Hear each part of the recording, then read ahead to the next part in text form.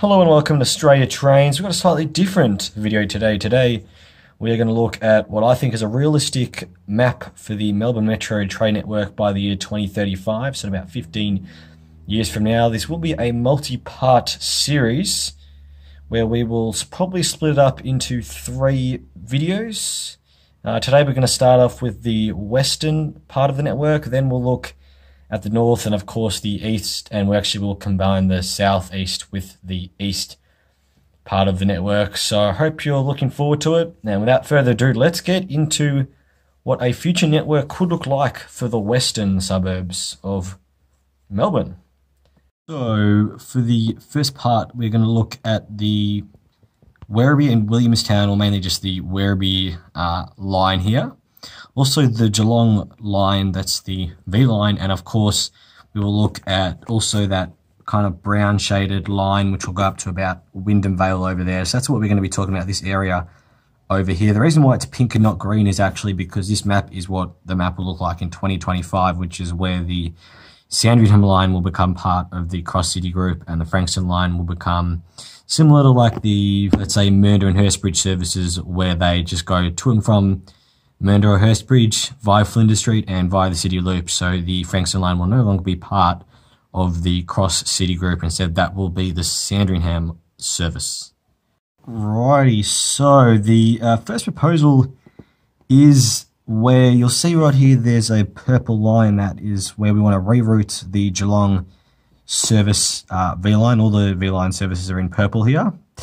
And basically this is what they're actually planning on doing to make it about 10 minutes faster from Southern Cross to Geelong, which is a bit silly because before the regional rail link was built, where the Geelong services went to Geelong via Tarneit, which is over here, they actually used to go via Werribee and then to Little River. So I don't know, a bit interesting how they're going back to those days, but I guess that's what it is. That's the future of the network. So we actually need to make up for the fact that these V-line stations are no longer really going to be V-line stations. So that means we are going to have to create a new line.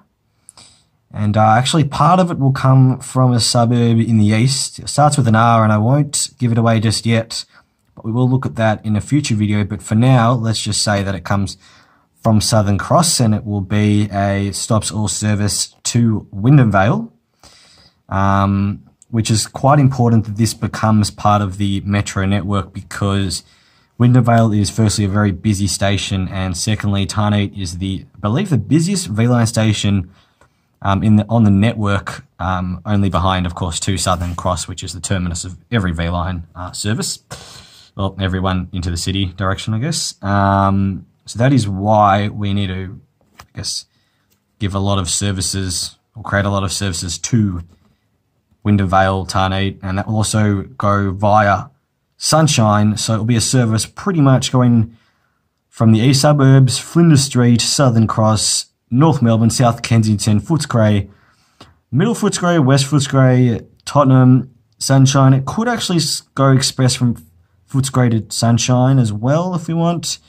And then of course we'll stop at Ardea, Deer Park, Tarneit and Wyndham Vale, and then the next line down, the next station down the line is Little River. That will become the first V-line station, I guess, of the Geelong network now, which unfortunately means if you do want to travel from Little River to Wyndham Vale or any of those stations there, unfortunately you won't be able to via a direct network. So you will have to bus to Wyndham Vale and then take the line from there if you want to go to any station from Wyndham Vale to Sunshine, which is a downside, but I think for the most part this is the best way to do it. Increased services in some of the busiest V-line stations on the network, and of course this will allow services to Geelong to be about 10 minutes quicker on average. This map is not a drawn to scale, so actually even though it looks like it's, instead of a straight line, it's going down the U there, on a real map it is quicker, and I will actually get that up for you guys right now to show you.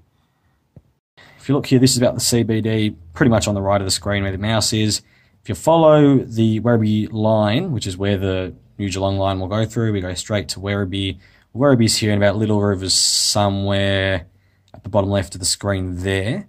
Let's say we're going back. Instead of going back to Werribee, we're going to actually go up north, and this is what the current line is. So you can see I'm following the line with my mouse, and you can see we're going a little, quite high up north before we come back down to the city, Southern Cross.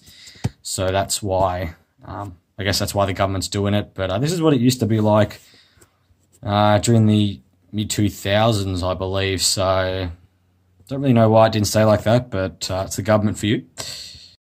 So the next part of this western build will be the light blue line over here, which is meant to be the same colour as the Sunbury service, which turns blue, of course, because the metro tunnel will be complete in the next few years. So, of course, trains will be coming from Pakenham and Cranbourne up all the way to Sunbury. However, there's been calls to improve the metro network and expand it, actually, all the way out to Melton Station, which is a few V-line stations up onto the Ballarat service, and that can obviously only be done if more metro trains are built, but let's say that is done. That will allow for trains to go to Melton with electrification there. As good as that would be that similar to Pakenham-Cranbourne split, where every second train goes to Pakenham and every other train goes to Cranbourne, the same would have to be done here. And let's say that there's 10-minute frequency throughout the day. That means that every 20 minutes there'll be a train from Albion to Sunbury, and from every 20 minutes there'll be a train from Sunshine to Melton, which is a fairly long waiting time, considering the HMT services are meant to be possibly the most efficient in the network. So the idea would be to create a loop, let's say call it the Melton loop, and that would mean trains loop from, will go from Pakenham, Cranbourne all the way to Sunbury via Melton, or will go anti-clockwise all the way to Melton via Sunbury. And that will allow for basically 10-minute services, because trains will just keep looping around instead of going up and back. They will just continue. So it's almost as if the line's just a longer line, effectively, rather than a split in the line, which happens at Pakenham and Cranbourne from Dandenong Station onwards.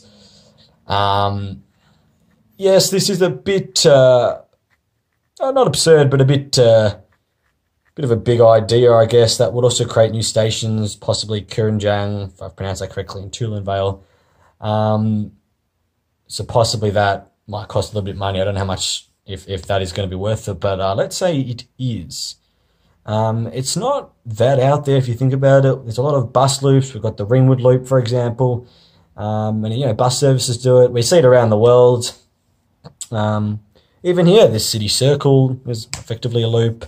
The Altona Loop, it is on our network, and it's not just on trains. So why not create another loop? Would certainly improve efficiency, but again, cost-benefit analysis, it might cost a fair amount to build a lot of tracks from Melton to Sunbury, which it doesn't look like that far on the map, but it is quite a fair distance if you look at it in a real life, to scale map. So I guess there's, not a massive, that is a bit of a deterrence, so to speak, but certainly an idea there. And then finally, if we just zoom in, we've got the airport line over here, which we're talking about that quickly. I mean, there's not much to speak about. That is obviously going ahead. That will be obviously from Southern Cross via Sunshine and Albion to Melbourne Airport, Tullamarine. Of course, it hasn't officially been built, but it should be built, and I think it's a great addition to the network, because of course we know a lot of major cities in the world have airport lines, so it would be just a logical addition to Melbourne. Also would free up all the highways from the city to the airport, and of course mean we will not need to have a bus on our train map, which is not actually here, but on the current train map that is there. We've got a grey line from the city to the airport, which represents a bus, which is a bit silly to have on our network. So yeah, it'd be good to get rid of that as well. And that's pretty much the evolution for the west In a nutshell that I've got for 2035. Remember, this is only till 2035. This isn't for the next 50, 100 years. So it's not, this amazing, futuristic network. This is just a realistic idea that could certainly be done by the year 2035. So in the next 15 or so years. Thank you for watching. Let me know what you think. Any ideas you have as well, what you think of my ideas. Always love to chat about this stuff. Being a train enthusiast myself, so thank you for listening, and all the best. And part 2 should be out soon, where we will look at the north of the network. Thank you.